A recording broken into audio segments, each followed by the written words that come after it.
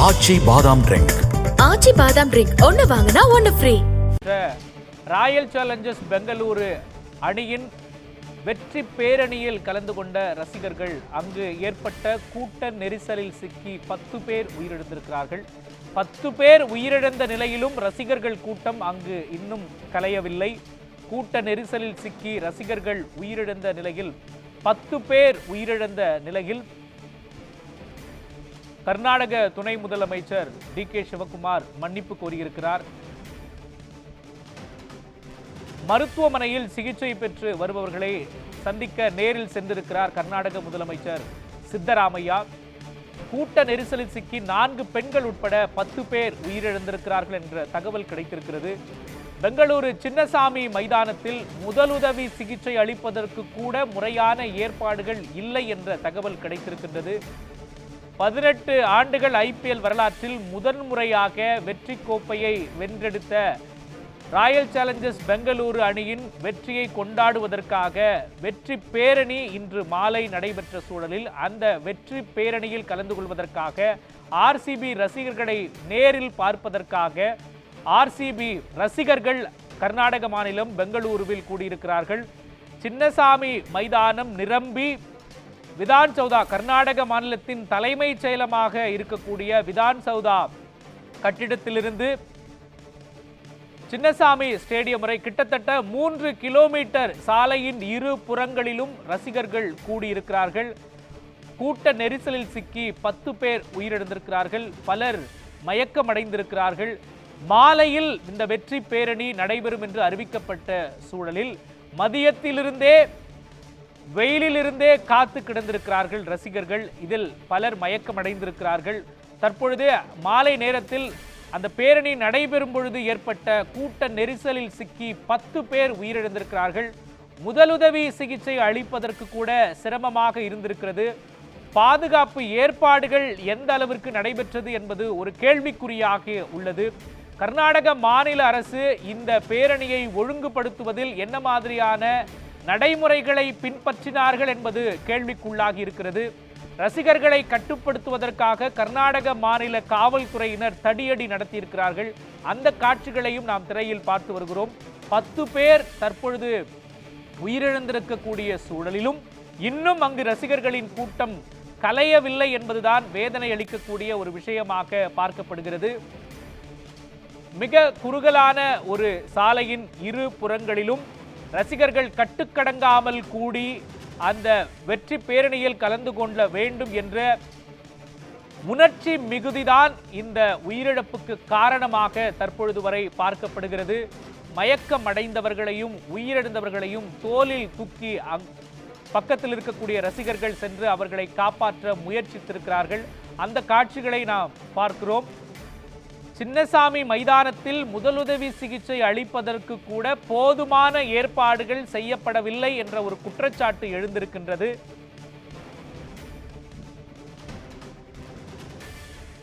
கூட்ட நெரிசலில் சிக்கி ரசிகர்கள் உயிரிழந்திருப்பது வருத்தம் அளிப்பதாக மன்னிப்பு கோரியிருக்கிறார் கர்நாடக துணை முதலமைச்சர் டி.கே. சிவகுமார்.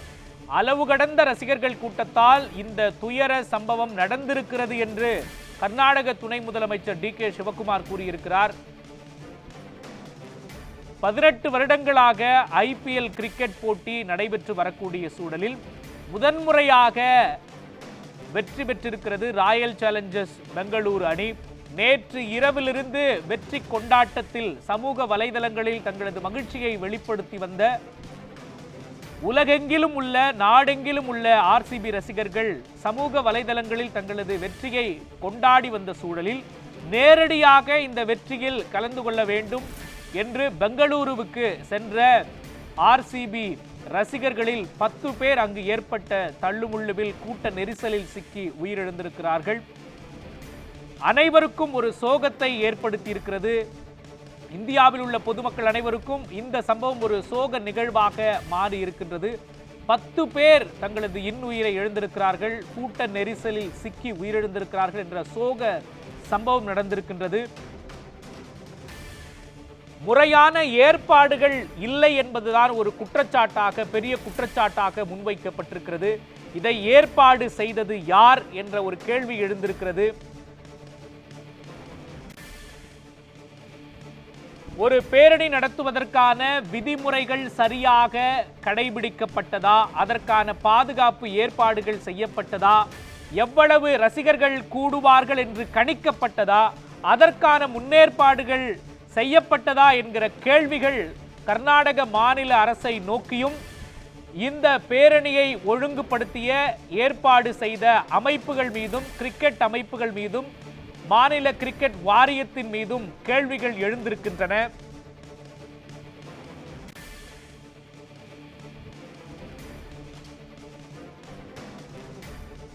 மீண்டும் இணைகிறார் நமது செய்தியாளர் திருலோகச்சந்தர். திருலோகச்சந்தர், தற்பொழுது கிடைத்திருக்கக்கூடிய செய்திகள் என்ன?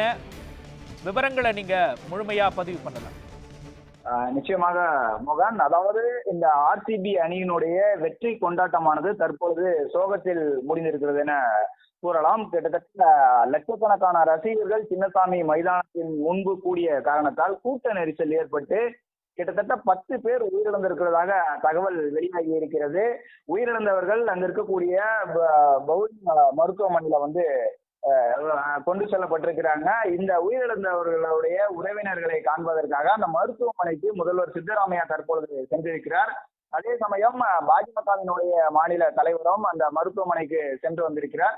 இதுவரைக்கும் உயிரிழந்தவர்களுடைய விவரங்கள் என்பது முழுமையாக தெரியவில்லை. அதே சமயம் கர்நாடக துணை முதல்வர் டி.கே. சிவகுமார் தெரிவிக்கையில அந்த மைதானத்துல இவ்வளவு பெரிய கூட்டத்தை கட்டுப்படுத்த முடியாத ஒரு விஷயம் என தெரிவித்திருக்கிறார். அது மட்டும் இல்லாமல் அவர் மன்னிப்பும் கோரியிருக்கிறார் என்று கூற வேண்டும்.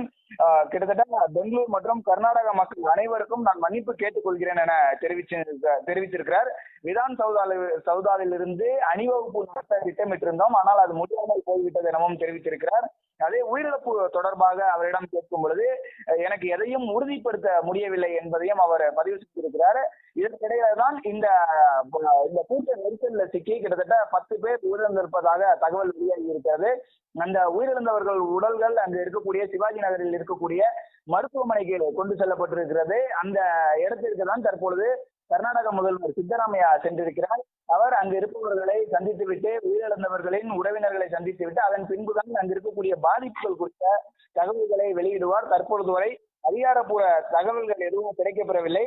அதே சமயம் இங்கு கிடைத்த ஒரு தகவலின் அடிப்படையில சின்னசாமி மைதான கூட்ட நெரிசல்ல சிக்கினதுல 14 வயது சிறுமி திவ்யான்ஷி என்பவர் உயிரிழந்திருப்பதாக ஒரு தகவல் நமக்கு கிடைச்சிருக்குது. அந்த மாணவி 9ஆம் வகுப்பு படிக்கக்கூடிய ஒரு சூழல்ல இந்த வெற்றி கொண்டாட்டத்துல கலந்து கொள்வதற்காக தன்னுடைய தந்தை சிவகுமார் மற்றும் தாய் அஸ்வினியுடன் இந்த வெற்றி கொண்டாட்டத்துக்கு சின்னசாமி மைதானத்திற்கு வந்திருக்கிறார்.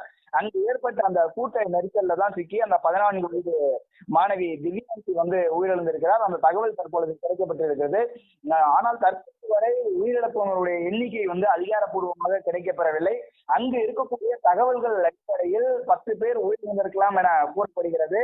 அதில் 6 பேர் உடல்கள் அந்த பவுரிங் மருத்துவமனை, சிவாஜி நகரில் இருக்கக்கூடிய பவுரிங் மருத்துவமனையில வைக்கப்பட்டிருப்பதாகவும், மேலும் 4 பேரின் உடல் மற்றொரு மருத்துவமனையில் வைக்கப்பட்டிருப்பதாகவும் தெரிவிக்கப்படுகிறது. இந்த சம்பவங்கள் கிடைக்கப்பெற்ற உடனேயே பெரிய அளவில் வெற்றி கொண்டாட்டங்கள் நடத்தப்படாமல் ஆர்சிபி வீரர்கள் அங்கிருந்து சென்றிருக்கிறார்கள். கிட்டத்தட்ட 18 ஆண்டு கால போராட்டத்திற்கு பிறகு ஆர்சிபி அணி மிகப்பெரிய வெற்றியை பதிவு செய்திருக்கிறார்கள். இந்த வெற்றி கொண்டாட்டத்துல ஒட்டுமொத்த கர்நாடகா மாநிலமும் இந்த வெற்றி கொண்டாட்டத்துல ஈடுபட்டிருந்தாங்க. நள்ளிரவு முதல், அதாவது நேற்று இரவு இந்த இறுதி போட்டியானது முடிவடைந்து ஆர்சிபி அணி வெற்றி பெற்றவுடன் நள்ளிரவிலிருந்து தொடர்ந்து இந்த வெற்றி கொண்டாட்டங்கள் அங்கு நடைபெற்று வருகிறது. இந்த வெற்றி கொண்டாட்டத்தை 2ஆக திட்டமிட்டுதான் விதான் சௌதாவில் முதலமைச்சர் சார்பில் பாராட்டு விழாவானது நடத்த ஏற்பாடு செய்யப்பட்டது. அதே போல சின்னசாமி மைதானத்தில் கர்நாடக மாநில கிரிக்கெட் வாரியத்தின் சார்பில் வெற்றி கொண்டாட்ட ஏற்பாடுகள் செய்யப்பட்டது. இந்த கூட்டங்கள் 2ஆக பிரிக்கப்பட்டிருந்தது. ஒரு பகுதியில் விதான் சௌதாவில் பெரிய அளவில் ஒரு கூட்டமும், இன்னொரு புறம் சின்னசாமி மைதானத்தில் பெரிய அளவு கூட்டமும் திரண்டிருந்தது. இந்த வெற்றி கொண்டாட்டத்தை பேரணியாக நடத்த திட்டமிட்ட நிலையில் இந்த சாலை மிக முக்கியமான சாலை என்பதால் போக்குவரத்து நெரிசல் ஏற்படும், அனைவரும் பாதிக்கப்படக்கூடும் என்பதால் அந்த பேரணியானது ரத்து செய்யப்பட்டது. போக்குவரத்து காவல்துறை அறிவுறுத்தலின் பேரில் அந்த பேரணி ரத்து செய்யப்பட்டது. மேலும் அந்த கப்பன் பார்க் விதான் சௌதா பகுதிகளில் இருக்கக்கூடிய மெட்ரோ ரயில் சேவையானது அந்த 2 நிறுத்தங்களில் நிறுத்தப்படாது எனவும் அறிவுறுத்தப்பட்டிருந்தது. இன்று மாலை 4:30 மணியிலிருந்து மறு அறிவிப்பு வரும் வரை அந்த மெட்ரோ சேவையானது அங்கே நிறுத்தப்பட்டிருக்கிறது. இந்த மாதிரியான ஒரு சூழலில் தான் கட்டுக்கடங்காத ஒரு கூட்டமானது அங்க இருக்கக்கூடிய சின்னசாமி மைதானத்தில் திரண்டது. ஏற்கனவே கிட்டத்தட்ட 31,000 பேர் இருக்கக்கூடிய அந்த மைதானம் நிரம்பி வழிந்த காரணத்தால் அதை விட 2 மடங்கு கூட்டமானது மைதானத்திற்கு வெளியே காத்திருந்தது. அந்த ரசிகர்கள் அனைவரும் ஆர்சிபி வீரர்களை காண்பதற்காக, குறிப்பாக விராட் கோலியை காண்பதற்காக அங்கே ஆரவாரத்துடன் இருந்தார்கள். அவர்கள் அங்கு இருக்கக்கூடிய மரங்களில் எல்லாம் நின்று மைதானத்திற்கு உள்ளே செல்ல முற்பட்டார்கள். கதவுகளை எல்லாம் அங்கிருந்து அசைத்து பார்க்க முயற்சி செய்தார்கள். அவர்கள் மீது அங்கு காவல்துறை லேசான தடியடி நடத்தியது. இந்த ஒரு சூழலில் தான் அங்கு கட்டுக்கடங்காத கூட்டத்தில் சுற்றி கிட்டத்தட்ட 25க்கும் மேற்பட்டோர் காயமடைந்திருக்கிறார்கள். மூச்சு திணறல் ஏற்பட்டு அவர்கள் அனைவரும் மருத்துவமனைக்கு அழைத்து சென்றிருக்கிறார்கள். நம்ம பல்வேறு காட்சிகளையும் நேரடியாகவே காண முடிகிறது. அங்கு மயக்க நிலையில் இருக்கக்கூடிய மக்களை அங்கிருக்க அவர்களுடைய உறவினர்கள், அங்கு இருக்கக்கூடிய ரசிகர்களே நேரடியாக தூக்கி சென்று ஆம்புலன்ஸ் வாகனங்களில் ஏற்றக்கூடிய அந்த காட்சிகளை நம்மால் காண முடிகிறது. அது மட்டுமில்லாமல் இந்த கூட்ட நெரிசல்ல சிக்கியதுல 10 பேர் உயிரிழந்திருக்கிறார்கள் என கூறப்படுகிறது. அதுல ஒரு 14 வயது சிறுமி உட்பட 10 பேர் உயிரிழந்திருக்கிறதாகவும், மேலும் சில பெண்கள் உயிரிழந்திருக்கிறதாகவும் தகவல்கள் கிடைக்கிறது. இன்னும் சற்று நேரத்துல கர்நாடக முதல்வர் சித்தராமையா ஒரு அதிகாரப்பூர்வ அறிவிப்பை வெளியிடுவார் என எதிர்பார்க்கப்படுகிறது. மோகன், தற்போது வரையிலான அப்டேட்டை நீங்க கொடுத்தீங்க.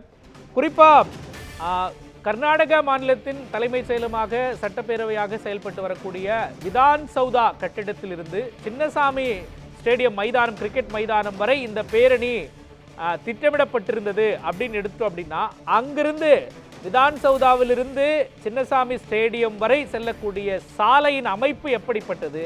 அது இவ்வளவு பொதுமக்களை ஹேண்டில் பண்ணக்கூடிய அளவுக்கு அது பெருசா, இல்லை பெங்களூரு மாநகரம் வேறு எங்கும் இடம் கிடைக்கலையா, அளவுக்கு பிளான் பண்ணாத அளவுக்கு ரசிகர்கள் கூட்டம் கூடினார்களா? இதை எப்படி எடுத்துக்கலாம்? நிச்சயமாக, அதாவது இந்த விதான் சௌதாவிலிருந்து சின்னசாமி ஸ்டேடியம் வரை செல்லக்கூடிய சாலையானது மிக முக்கியமான சாலை. அது இருவழி சாலையாக இருக்கிறது. போதுமான அளவு சாலை இருந்தாலும் அங்கு எப்பொழுதுமே அந்த பகுதியானது மிகவும் போக்குவரத்து நெரிசல் மிகுந்த ஒரு பகுதியாக காணப்படும். காரணம், அந்த விதான் சௌதாவை சுற்றியே அனைத்து அரசு அலுவலகங்களும் கிட்டத்தட்ட அந்த விதான் சௌதா தான் கர்நாடகாவினுடைய தலைமைச் செயலகம். அதே பகுதியில் தான் கப்பன் பார்க் இயங்கி வருகிறது. அதே பகுதியில் தான் கர்நாடகா உயர்நீதிமன்றம் இயங்கி வருகிறது. இதன் அருகிலேயே தான் கர்நாடகாவினுடைய சிட்டி சிவில் கோர்ட்டானது இயங்கி வருகிறது. கிட்டத்தட்ட மிக முக்கியமான இந்த சாலையாக பார்க்கப்படுகிறது. இந்த சாலையில் தான் அனைத்து அரசு அலுவலக வாகனங்கள் செல்லும். இது மட்டும் இல்லாமல் ஆளுநர் மாளிகையும் இந்த அருகிலேயே இயங்கி வருகிறது. சோ இந்த முக்கியத்துவம் வாய்ந்த ஒரு சாலை என்பதால் முற்றிலுமாக கர்நாடகாவை சந்திக்கக்கூடிய ஒரு சூழல் ஏற்படும் என்ற ஒரு காரணத்தினால்தான் இங்கு பேரணி நடத்துவதற்கு தடை விதிக்கப்பட்டது. பேரணி நடத்தினால் போதுமான பாதுகாப்பு கொடுக்க முடியாது என போக்குவரத்து காவல்துறையினர் தெரிவித்தார்கள். அந்த அறிவுறுத்தலின் பேரில் தான் அங்கு திட்டமிடப்பட்டிருந்த அந்த சாலை பேரணியானது ரத்து செய்யப்பட்டிருந்தது.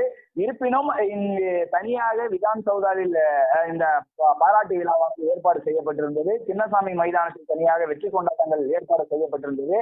இந்த மாதிரியான ஒரு சூழலில் தான் இங்கு கடுமையான கூட்ட நெரிசல்ல சிக்கி ரசிகர்கள் உயிரிழந்திருக்கிறார்கள். அந்த விதான் சௌதா சாலையை பொறுத்தவரையில் கிட்டத்தட்ட 100 அடி சாலை என கூறலாம். மிகவும் தாராளமான சாலை தான். ஆனால் அந்த சாலையும் எந்த நேரமும் கூட்ட நெரிசல் மிகுந்த சாலையாக இருக்கும். கிட்டத்தட்ட ஒரு 200 மீட்டருக்கு ஒரு முறை அங்கு சிக்னல்கள் இருக்கிறது. அந்த சாலையில வாகனங்கள் சாதாரணமாகவே ஊர்ந்து செல்லக்கூடிய ஒரு நிலைதான் ஏற்படும். இந்த சூழலில் அங்கு ஆர்சிபி அணியினுடைய வெற்றி பேரணி நடத்தப்பட்டால் அந்த சாலை முற்றிலுமாக ஸ்தம்பிக்கும் என எதிர்பார்க்கப்பட்டது. அது மட்டுமில்லாமல் இங்கிருந்து மாற்று சாலைகள் கப்பன் பார்க் வழியாக அதிக சாலைகள் இருந்தாலும் கூட இது மிகப்பெரிய ஒரு போக்குவரத்து நெரிசலை ஏற்படுத்தக்கூடும் என்ற ஒரு காரணத்தினால்தான் பேரணியானது ரத்து செய்யப்பட்டது. ஒரு சில விஷயங்கள் முன்கூட்டியே பார்க்கப்பட்டு முன்னெச்சரிக்கை நடவடிக்கைகள் எல்லாம் மேற்கொள்ளப்பட்டது. 5000 போலீசார் பாதுகாப்பு பணியில் ஈடுபடுத்தப்பட்டார்கள். வெற்றிக்கான அந்த விதான் சௌதாவிலிருந்து சின்னசாமி செல்லக்கூடிய அந்த பேரணி ரத்து செய்யப்பட்டது. விதான் சௌதா பகுதிக்கும் கப்பன் பார்க்கும் மெட்ரோ சேவையானது நிறுத்தப்பட்டது. இப்படி பல்வேறு நடவடிக்கைகள், முன்னெச்சரிக்கை நடவடிக்கைகள் திட்டமிட்டு இருந்தாலும் கூட கட்டுக்கடங்காத கூட்டத்தை காவல்துறையால் கட்டுப்படுத்த முடியவில்லை என்றுதான் கூற வேண்டும். அதற்கான முக்கிய காரணம் கிட்டத்தட்ட 18 ஆண்டு கால கனவு இந்த IPL கோப்பை வெல்ல வேண்டும் என்பது கர்நாடக ரசிகர்களுக்கு. 18 ஆண்டுகள் போராட்டத்திற்கு பிறகு இந்த கர்நாடக அணியானது இந்த IPL கோப்பையை வென்றிருக்கிறது. ஒவ்வொரு ஆண்டும் IPL போட்டிகள் நடைபெறும் பொழுது பலரால் இந்த கர்நாடக மக்களும் கர்நாடக ரசிகர்களும் RCB அணியினரும் ட்ரால் செய்யப்பட்டார்கள். அவர்கள் ஒரே வாக்கியத்தை கர்நாடக அணியினர் தொடர்ந்து வலியுறுத்தி வந்தார்கள். சாலா கப் அப்படின்ற கன்னட வார்த்தையில் கப்பு நமக்கு சொந்தம் என்பதை அவர்கள் தொடர்ந்து கோஷமாக முழக்கமிட்டு வந்தார்கள். இந்த ஆண்டு IPL கோப்பையை திருலோகச்சந்தர், நீங்க இணைப்பிலே இருங்க. கர்நாடக மாநில துணை முதலமைச்சர் DK சிவகுமார் செய்தியாளர்களை சந்தித்திருக்கிறார். அந்த காட்சிகளை நாம் பார்க்கலாம்.